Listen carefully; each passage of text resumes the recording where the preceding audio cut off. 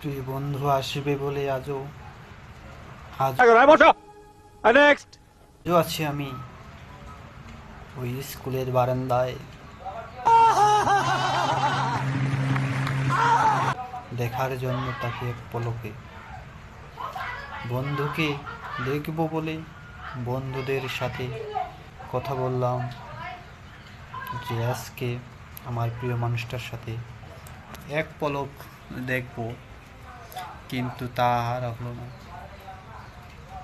তার বন্ধু সেই স্কুল ফাঁকি দিয়ে তার বাবা নিয়ে গেছে স্কুল থেকে, তাকে নাকি আজকে দেখতে আসবে।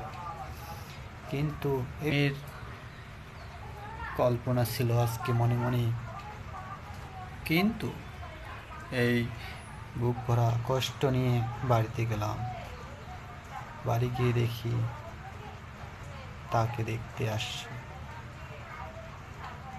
আর সাহস পেলাম না বন্ধুকে বলার জন্য, কিন্তু বন্ধু